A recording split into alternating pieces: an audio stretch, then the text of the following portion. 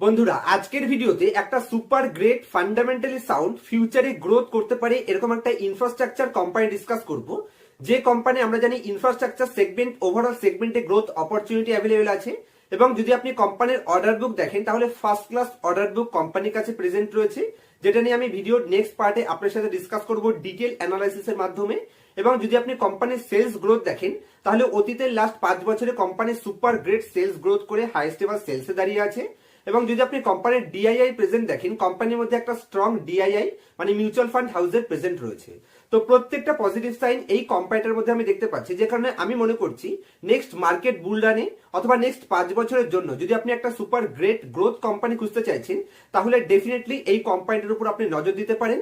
কেন আমি মনে করছি কোম্পানিটা নেক্সট মার্কেট বুলরানে গ্রেট পারফরমেন্স করতে পারে, তার প্রত্যেকটা সাইন আপনার সাথে ডিটেল অ্যানালাইসিসের মাধ্যমে বুঝিয়ে দেওয়ার চেষ্টা করব।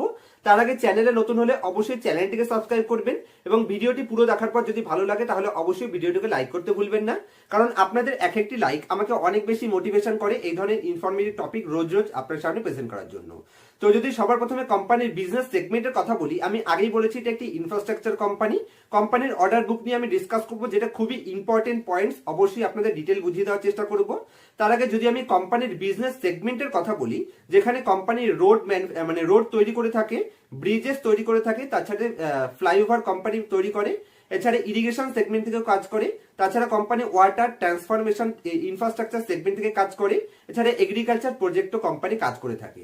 এবং যদি আপনি কোম্পানির ফিউচার প্রোডাকশনের কথা বলেন তাহলে কোম্পানির মেন ফোকাস আছে মেট্রো রেলওয়ে, এবং কোম্পানি মেনলি রেল সেগমেন্টে নিয়ার ফিউচারে কোম্পানি এখান থেকে বিভিন্ন প্রকার ভার্টিক্যালি এক্সট্রা কাজ করার জন্য কোম্পানি সেটার উপর কন্টিনিউয়াসলি কাজ করছে, যাতে সেখানে কোম্পানি নিউ এন্ট্রি নিয়ে বিভিন্ন ভার্টিক্যালি যাতে বিজনেসটাকে ডাইভার্সিফাই করতে পারে। এবং আজকের দিনে যদি আমি কোম্পানির অর্ডার বুকের কথা বলি তাহলে কোম্পানির কাছে 93,509 মিলিয়ন রুপিসের কোম্পানির কাছে বর্তমানে অর্ডার রয়েছে, ক্রোর রুপিসের। এবং যদি আপনি কোম্পানির অর্ডার বুকের কথা বলতে হয় তাহলে অর্ডার বুক মেনলি 3টে সেগমেন্টে কোম্পানি এখানে বিভক্ত আছে, যেখানে 28% কোম্পানির কাছে এখানে রোড সেগমেন্ট থেকে অর্ডার এসছে, এবং 24% কোম্পানির কাছে ইরিগেশন সেগমেন্টের অর্ডার আছে, এবং কোম্পানির কাছে হাইওয়ে রোড সেগমেন্টে 48% অর্ডার বর্তমানে রয়েছে।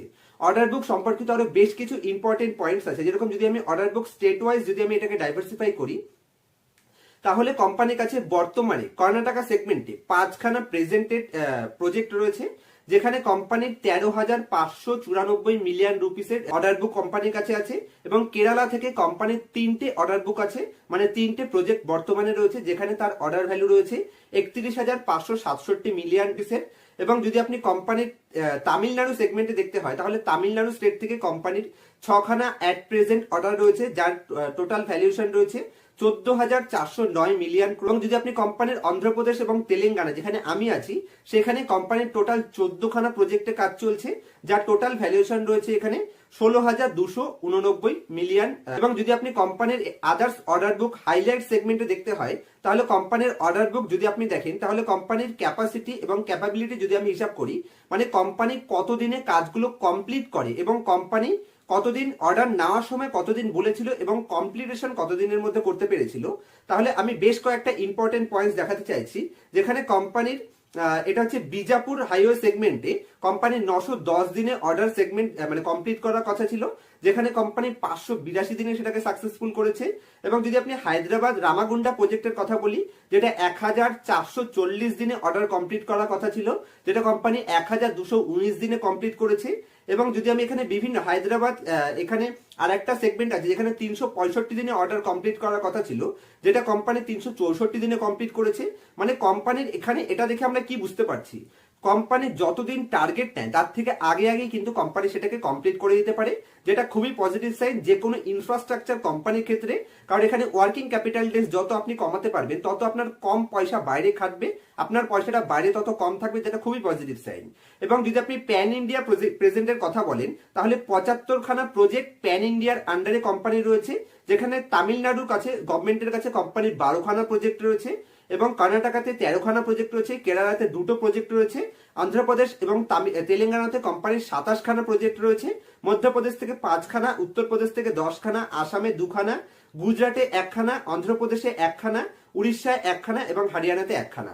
এর যদি টোটাল আমি ভ্যালুয়েশনের কথা বলি তাহলে এখানে 1,04,513 কোম্পানির টোটাল এখানে অ্যাট প্রেজেন্ট কাজ চলছে। এবং যদি কোম্পানির আরো কিছু ইম্পর্টেন্ট পয়েন্টস এর কথা বলতে হয়, কোম্পানির টোটাল যদি আমি ক্লায়েন্টের কথা বলি, মার্কিউ ক্লায়েন্টের কথা, তাহলে কোম্পানির national highway authority of India, যেটাকে আমরা বলছি NHAI, সেটা তার ক্লায়েন্ট লিস্টে রয়েছে, এবং অন্ধ্রপ্রদেশ রোড ডেভেলপমেন্ট কর্পোরেশন তার ক্লায়েন্ট লিস্টে রয়েছে, এবং ministry of road transportation highway তার ক্লায়েন্ট লিস্টে রয়েছে, এবং company highway growth corridor limited যেটা আছে তারও এর ক্লায়েন্ট লিস্টে রয়েছে, কর্ণাটকা স্টেট হাইওয়ে, তাছাড়া রয়েছে Madhya Pradesh road development corporation of India, তাছাড়া আপনি ধরতে পারেন উত্তরপ্রদেশ হাইওয়ে অথরিটিস, এগুলো সব। এছাড়া আরো অনেক আছে, যেখানে Telangana irrigation government of Telangana, এছাড়াও আরো 4-5টা মার্কিউ ক্লায়েন্ট কোম্পানির কাছে আছে, যেগুলোর আমি স্ক্রিনশট আপনার সাথে পাশে দিয়ে দেওয়ার চেষ্টা করবো, যাতে আপনারা ইজিলি সেটাকে রিড করে বুঝতে পারেন যে কোম্পানির ফিউচার কতটা সুপার গ্রেট এবং অতীতে কোম্পানি কি হারে ফার্স্ট ক্লাস কাজ করে এসছে। এবং যদি কোম্পানির আমি এখানে ইনহাউস ইকুইপমেন্টের কথা বলতে হয়, কোম্পানি বেশ কিছু ইকুইপমেন্ট ইনহাউস মানে নিজেদের কাছে আছে, কোম্পানির কাছে বড় করতে হয় না, যেটা এই কোম্পানির কাছে একটা খুবই অ্যাডভান্টেজ হিসেবে পরিণত হচ্ছে।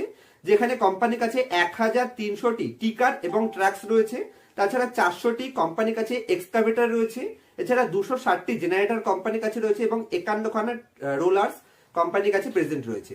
যদি কোম্পানির ফিউচার প্রজেক্টের কথা বলতে হয়, যেগুলো কোম্পানির ফিউচারের টার্গেট আছে, ফোকাস মেইন কোম্পানি ফোকাস, তাহলে কোম্পানি মেট্রো রেল, এছাড়া কোম্পানির রেল প্রকল্প নির্মাণে বিভিন্ন ক্ষেত্রে কোম্পানি এক্সট্রা ভার্টিক্যাল যোগ করতে চাইছে, যেখান থেকে কোম্পানি এক্সট্রা বেনিফিটের টার্গেট নিয়ার ফিউচারে রাখতে চাইছে। তো এটুকুই আপাতত আমি রাখলাম, চাইলে আমি আরো পজিটিভ সাইন দেখাতে পারি। কোম্পানির মধ্যে প্রচুর পজিটিভ সাইন আছে, যে কারণে আমি মনে করছি এই কোম্পানিটা ফিউচারে সুপার গ্রেট পারফরমেন্স করার জন্য অলরেডি রেডি রয়েছে। এবং লাস্ট 5 বছর সেগমেন্টে যদি আপনি দেখেন, তাহলে ওভারঅল সেগমেন্ট যেরকম পারফরমেন্স করেছে সেই অনুযায়ী কোম্পানিটা পারফরমেন্স করেনি, যে কারণে আমি মনে করছি এটা একটা হিডেন জ্যাম, নিয়ার ফিউচারে অবশ্যই দেখা যেতে পারে, মানে হতে পারে। সে কারণে কোম্পানিটা আমি মনে করছি গ্রেট পার্টিসিপেন্ট করবে বলে আমি মনে করছি। চলুন এবার কোম্পানির ফিনান্সিয়াল স্টেটমেন্ট যদি আমরা অ্যানালাইসিস করি এবং কিরকম ভ্যালুয়েশন আছে সেটা বোঝানোর জন্য আমি আপনাদের স্ক্রিনারের উপর নিয়ে যাচ্ছি এবং ডিটেল অ্যানালাইসিস আপনাদের সামনে প্রেজেন্ট করার চেষ্টা করব। তো বন্ধুরা, আজকের ভিডিওতে যে কোম্পানিটা নিয়ে ডিসকাস করছি, কোম্পানির নাম KNR কনস্ট্রাকশন লিমিটেড। যদি সবার প্রথমে কোম্পানির কিছু ইম্পর্টেন্ট কি রেশিওর উপর নজর দিই, যেখানে আজকের দিনে এটি একটি স্মল ক্যাপ কোম্পানি, যার টোটাল মার্কেট ক্যাপ রয়েছে 8,107 কোটি টাকা। সুতরাং কোম্পানির কাছে যতটা অপরচুনিটি রয়েছে, এগুলোকে যদি সঠিকভাবে কোম্পানি ইউজ করতে পারে, তাহলে নিশ্চয়ই আপনারা আইডিয়া করতে পারছেন যে কোম্পানি কোথায় যাওয়ার অপরচুনিটি রয়েছে, যেটা বলে আমি আপনাদের ইনফ্লুয়েন্স করার চেষ্টা করব না। এবং যদি আমি কোম্পানির বর্তমানে পি রেশিও দেখি, তাহলে মাত্র 16 পিতে কোম্পানি অ্যাভেলেবেল রয়েছে। এবং যদি আপনি কোম্পানি তার টপ থেকে দেখেন, যেখানে 306 টাকা হাই ছিল এক বছরের, যেখান থেকে 288 টাকাতে ট্রেড করছে। যদি আপনি কোম্পানির রিটার্ন অন ক্যাপিটাল এমপ্লয়েড দেখেন, তাহলে 21% return on capital employed generate করছে এবং 15.5% রিটার্ন অন ইকুইটি জেনারেট করছে। তো কোম্পানি রিটার্ন রেশিও এখানে ঠিক আছে। এবং কোম্পানি যে 16 পি রেশিও তো ট্রেড করছে, সেটা খুব একটা হায়ার পি রেশিও নয়, যেটা আমি PEG রেশিও দেখে বুঝতে পারছি। কোম্পানির কাছে যতটা অর্ডার বুক রয়েছে এবং কোম্পানির কাছে আমরা দেখেছি কোম্পানির ওয়ার্কিং ক্যাপিটাল ডেজ কতটা পজিটিভ সাইন দিচ্ছে, যেখানে কোম্পানির যতটা অ্যাচিভমেন্ট করার কথা তার থেকে আগে কোম্পানি কিন্তু সেই প্রজেক্টটাকে কমপ্লিট করে ফেলছে। যেখানে ওয়ার্কিং ক্যাপিটাল ডেজে যত পজিটিভ সাইন আসবে, আপনি দেখতে পাবেন ফিউচারে কোম্পানির প্রফিটেবিলিটি তত বেশি ইনক্রিজ হবে। যেখানে কোম্পানির কাছে স্ট্রং অর্ডার বুকও বর্তমানে অ্যাভেলেবেল আছে।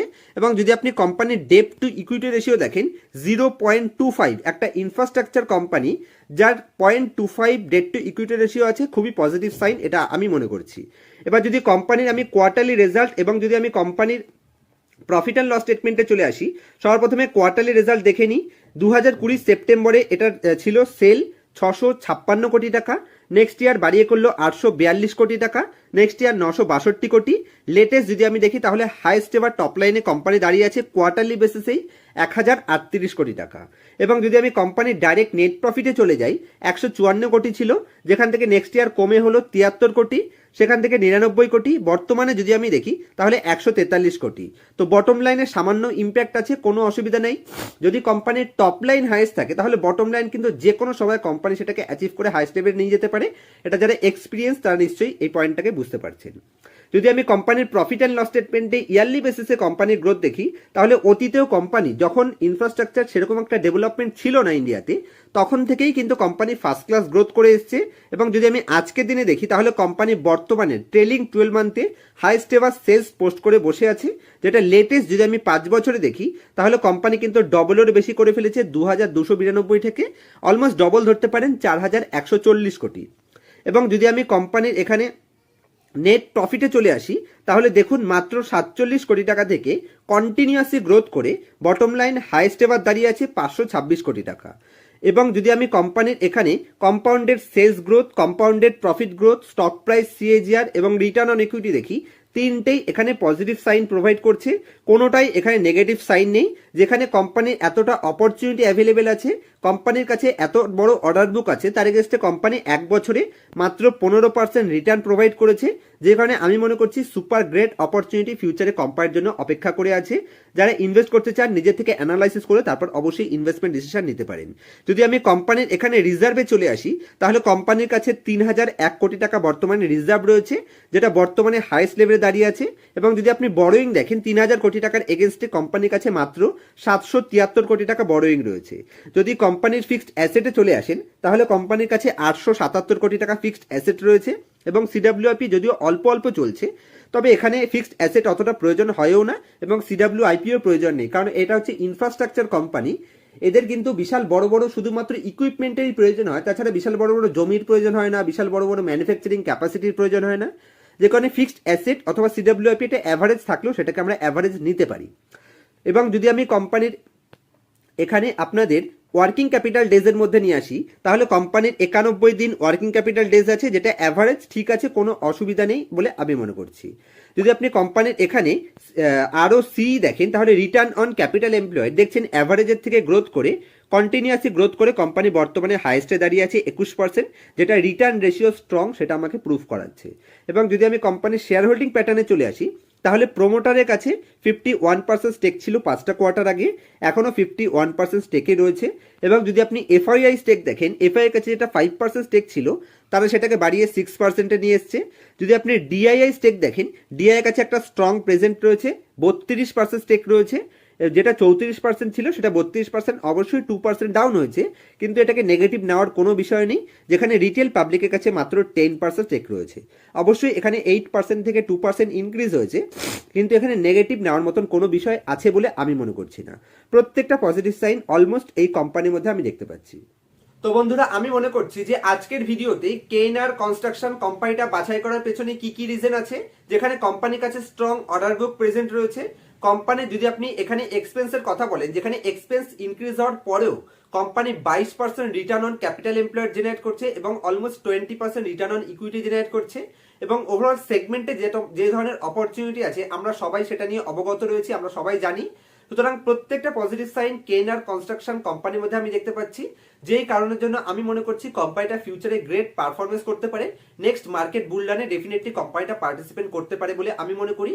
যদি 5 বছরের টাইম হরাইজনে কোম্পানিটা ধরে রাখতে পারেন, তাহলে ডেফিনেটলি এখান থেকে কোম্পানিটা মাল্টিব্যাগার রিটার্ন দেওয়ার পোটেনশিয়াল কোম্পানির মধ্যে রয়েছে। তবে কোনো ধরনের বাই অথবা সেল রিকমেন্ডেশন হিসেবে নেবেন না, শুধুমাত্র এডুকেশনাল পারপাস, যে কিভাবে একটা কোম্পানিকে আমরা অ্যানালাইসিস করতে পারি সেটা বোঝানোই এখানে আমার মেন কর্তব্য, আপনাদের যেটা আমি বোঝানোর চেষ্টা করেছি।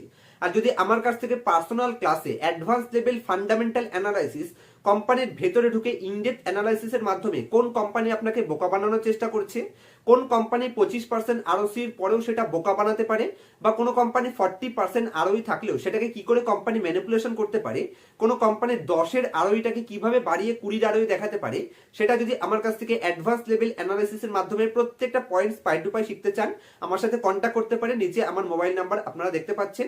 দেখা হবে নেক্সট ভিডিওতে কোনো ইনফরমেটিভ টপিকের সাথে। ততক্ষণ পর্যন্ত হ্যাপি ইনভেস্টিং, হ্যাপি ট্রেডিং।